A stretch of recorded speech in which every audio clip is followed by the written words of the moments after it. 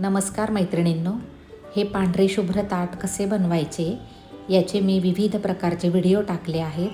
ते जास्त काळ टिकावं त्यासाठी सुद्धा व्हिडिओ टाकला आहे आणि पावसाळ्यात ते जास्त दिवस टिकून राहावं यासाठी हा व्हिडिओ आहे. तर बघा, हे माझे मी तयार करून आणलेले बॉक्स आहेत. याला सेलो टेपने मागच्या बाजूने चिकटवून घेतलेला आहे. यानंतर यामध्ये मी एक पेपर टाकून घेणार आहे.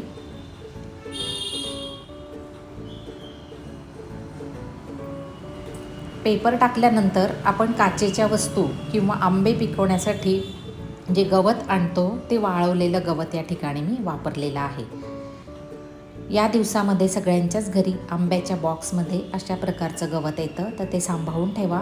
जर तुमच्याकडे लग्न कार्य असेल किंवा रुखवत तुम्हाला बाहेरगावी न्यायचं असेल तर या प्रकारे तुम्ही नक्की नेऊ शकतात.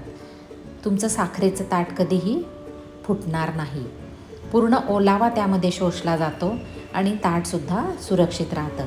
तो आधी गवत ठेवलेला आहे, त्यावरती पुन्हा मी पेपर ठेवला आहे. तुम्हाला वाटलं तर तुम्ही एखादी शॉल वगैरेसुद्धा ठेवू शकता, जेणेकरून ताटसुद्धा सुरक्षित राहील. आणि वरतून मग आपण आता साखरेचं ताट ठेवणार आहोत.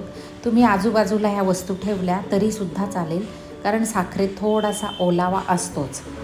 पण याच्यामुळे तुमच्या ताटाची थोडीफार तरी सुरक्षा होईल. या सगळ्या छोट्या वस्तू तुम्ही साईडला ठेवू शकता. जिथे मी तांब्या ठेवलेला आहे, फुलपात्र ठेवलेलं आहे, तुळशी वृंदावन, बाजूला थोडीशी जागा आहे बघा, त्या ठिकाणी तुम्ही वरण भात वाटी किंवा लाडू ठेवू शकता. अगदी सावकाशपणे ठेवा आणि बिंदासपणे ट्रॅव्हलमध्ये तुम्ही हे साखरेचं ताट नेऊ शकतात.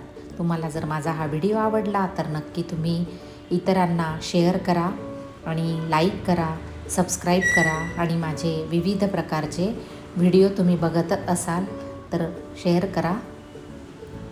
धन्यवाद.